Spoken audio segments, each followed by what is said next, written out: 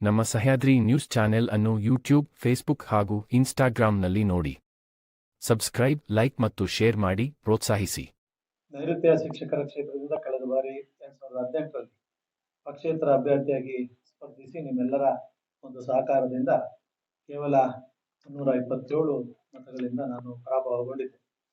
ಈ ಬಾರಿಯೂ ಕೂಡ ನಾನು ಒಂದು ನಿಮಿಷವೂ ಕೂಡ ವಿರಮಿಸದೆ ಕಳೆದ 6 ವರ್ಷಗಳಲ್ಲಿ 30 ತಾಲೂಕಿನಲ್ಲಿ ಅಂದ್ರೆ 6 ಜಿಲ್ಲೆಗಳಲ್ಲೂ ಕೂಡ ನಾನು ಸಕ್ರಿಯವಾಗಿ ಶಿಕ್ಷಕರ ಜೊತೆ ನಿರಂತರವಾದ ಸಂಪರ್ಕವನ್ನು ಇಟ್ಕೊಂಡು ಮತ್ತೆ ಪಕ್ಷೇತರ ಅಭ್ಯರ್ಥಿಯಾಗಿ ನಾನು ಗೆಲ್ಲೋದಕ್ಕೆ ಸ್ವಲ್ಪ ಶ್ರಮ ಆಯ್ತು ಸಾಕಷ್ಟು ಕಳೆದ ಬಾರಿ. ಹಾಗಾಗಿ ನಾನು ಮೊದಲು ವಿಶ್ವವಿದ್ಯಾನಿಲಯ ಸೇರೋದಕ್ಕಿಂತ ಮೊದಲು ನಾನು ಯುವ ಕಾಂಗ್ರೆಸ್ನಲ್ಲಿ ಸಕ್ರಿಯವಾಗಿದ್ದೆ. ಹಾಗಾಗಿ ನನ್ನ ಸೆಳೆತ ಕೂಡ ಕಾಂಗ್ರೆಸ್ನಲ್ಲಿ ಇದ್ದಿದ್ದರಿಂದ ನಾನು ಕಾಂಗ್ರೆಸ್ ಪಕ್ಷಕ್ಕೆ ಸೇರ್ಕೊಂಡು ಕಾಂಗ್ರೆಸ್ ಪಕ್ಷದ ಪ್ರಬಲ ಆಕಾಂಕ್ಷಿಯಾಗಿದ್ದೆ.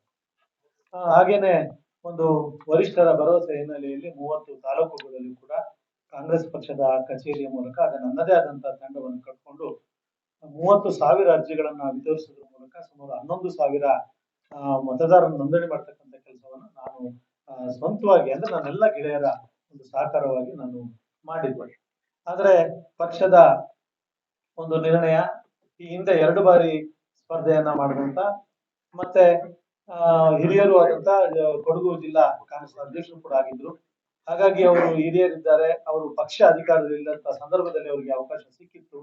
ಈಗ ಪಕ್ಷ ಅಧಿಕಾರ ಇರತಕ್ಕಂಥ ಸಂದರ್ಭದಲ್ಲಿ ಅವರಿಗೆ ಒಂದು ಅವಕಾಶವನ್ನ ಕೊಡೋಣ ಅನ್ನೋ ಹಿನ್ನೆಲೆಯಲ್ಲಿ ಅವರಿಗೆ ಅಭ್ಯರ್ಥಿಯಾಗಿ ಪಕ್ಷ ಘೋಷಣೆಯನ್ನು ಮಾಡಿತ್ತು.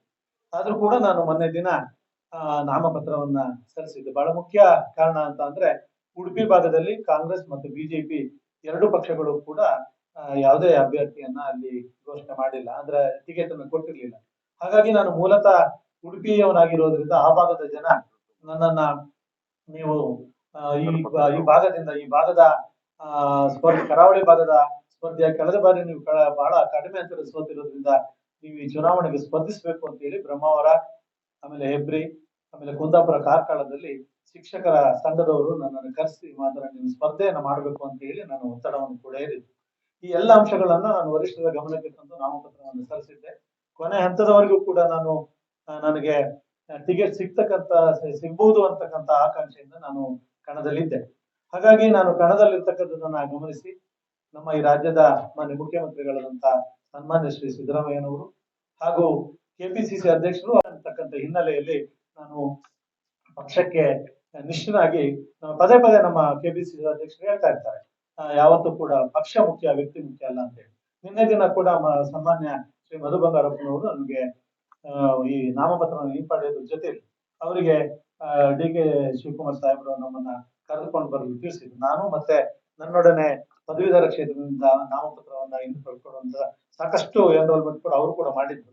ರಂಗಸ್ವಾಮಿ ಅವರು, ನಾನು ಮತ್ತೆ ಇಬ್ಬರನ್ನ ಡಿ ಕೆ ಶಿವಕುಮಾರ್ ಸಾಹೇಬರ ಬಳಿ ಕರ್ಕೊಂಡ್ರು.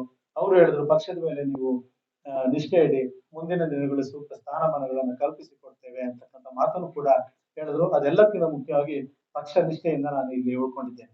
ಹಾಗಾಗಿ ಜೊತೆಯಲ್ಲಿ ನನಗೆ ಈಗ 6 ಕ್ಷೇತ್ರಗಳಿಗೆ ಕೆಪಿಸಿಸಿಯಿಂದ ನನ್ನನ್ನ ಪದವೀಧರ ಮತ್ತು ಶಿಕ್ಷಕರ ಕ್ಷೇತ್ರಕ್ಕೆ ಉಸ್ತುವಾರಿಯಾಗಿ ನನ್ನನ್ನ ನೇಮಿಸಿದ್ದಾರೆ. ಸ್ನೇಹಿತರುಗಳು ಯಾರ್ಯಾರು ಸ್ಪರ್ಧಿಗಳಾಗಿದ್ರು ಇವರೆಲ್ಲರೂ ಕೂಡ ನನಗೆ ಬೆಂಬಲಿಸುವಂತ ನಿರ್ಧಾರ ಮಾಡಿರೋದು ಮತ್ತೊಂದಿಷ್ಟು ಬಲವನ್ನ ತಂದುಕೊಟ್ಟಿದೆ. ಕ್ಷೇತ್ರದೊಳಗೆ ನನಗೆ ಸ್ವಲ್ಪ ಖುಷಿಯನ್ನ ಕೊಡ್ತಾ ಇರ್ತಕ್ಕಂಥದ್ದು ಅಂದ್ರೆ ನೌಕರ ವರ್ಗ ನನ್ನ ಹೋರಾಟವನ್ನ ಗುರುತಿಸಿದೆ, ಅದಕ್ಕೆ ಮನ್ನಣೆಯನ್ನ ಕೊಡ್ತಾ ಇದೆ.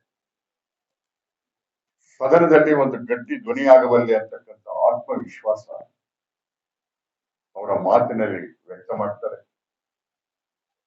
5 ವರ್ಷಗಳ ಕಾಲ ವಿಧಾನ ಪರಿಷತ್ತಿನಲ್ಲಿ ನೌಕರರ ಪರ ನಾನು ಮಾಡಿದ ಹೋರಾಟವನ್ನ ಗಟ್ಟಿಯಾಗಿ ಅವರ ಪರ ನಿಂತು ಅವರ ಸಮಸ್ಯೆಗಳನ್ನ ಸರ್ಕಾರಕ್ಕೆ ಮನ ಮುಟ್ಟಿಸುವಂತೆ ಮಾಡಿದಂತ ಪ್ರಯತ್ನವನ್ನ ಇವತ್ತು ಎಲ್ಲ ನೌಕರ ವರ್ಗ ಗುರುತಿಸ್ತಾ ಇದೆ.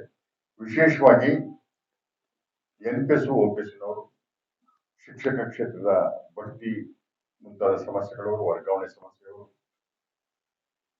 ಅತಿಥಿ ಉಪನ್ಯಾಸಕರು, ಅತಿಥಿ ಶಿಕ್ಷಕರು, ಈ ತರ ಯಾವ್ಯಾವ ಸಮೂಹಗಳು ಬರುತ್ತೆ ಆ ಎಲ್ಲ ಸಮೂಹಗಳು, ವಿಶೇಷವಾಗಿ ಪೊಲೀಸ್ ಇಲಾಖೆ ಔರಾದ್ಕರ್ ವರದಿಯಿಂದ ಉಂಟಾಗಿರ್ತಕ್ಕಂಥ ವೇತನದ ತಾರತಮ್ಯ, ಪತ್ತೆಗೆ ಆಗಿರ್ತಕ್ಕಂಥ ಅನ್ಯಾಯಗಳು ಸ್ವತಃ ಪೊಲೀಸ್ ಇಲಾಖೆಯ ಯಾವುದೇ ಪೊಲೀಸರು ಕೇಳಕ್ಕೆ ಸಾಧ್ಯ ಇಲ್ಲ ಬಾಯ್ಬಿಟ್ಟ ವ್ಯವಸ್ಥೆಯಲ್ಲಿ.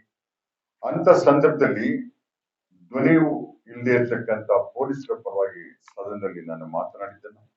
ಇವೆಲ್ಲವನ್ನು ಗುರುತಿಸಿ ಎಲ್ಲ ಕಡೆಯಿಂದ ಒಂದು ಒಳ್ಳೆಯ ಪೂರಕವಾದಂತಹ ವಾತಾವರಣ ಕಂಡು ಬರ್ತಾ ಇದೆ. ಯಾವುದೇ ನಮ್ಮ ಗೆಲುವಿಗೆ ತೊಂದರೆ ಆಗಲಿಕ್ಕಿಲ್ಲ ಅಂತಕ್ಕಂಥ ವಿಶ್ವಾಸ ಇದೆ. ನಾನು ಕೂಡ ಬೇರೆ ಯಾವುದೇ ಹಿನ್ನೆಲೆಯಲ್ಲಿ ಓಟನ್ನ ಕೇಳದೆ ನನ್ನ ಹೋರಾಟಕ್ಕೋಸ್ಕರ ನನಗೆ ಮತ ಕೊಡಿ, ನಾನು ಮಾಡಿದ ಕೆಲಸಕ್ಕೆ ಮತವನ್ನ ಕೊಡಿ ಅಂತ ಹೇಳಿ ಕೇಳಿದ್ದೇನೆ.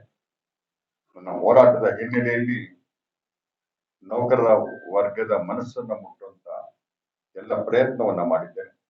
ವ್ಯಕ್ತಿಗತವಾಗಿ ಎಲ್ಲರನ್ನು ಸಂಪರ್ಕ ಮಾಡಕ್ಕೆ ಸಾಧ್ಯ ಆಗ್ತಾ ಇಲ್ಲ. ಕಾರಣ ಅಂತಂದ್ರೆ ಇರ್ತಕ್ಕಂಥ ಅತ್ಯಂತ ಕಡಿಮೆ ಕಾಲಾವಧಿ.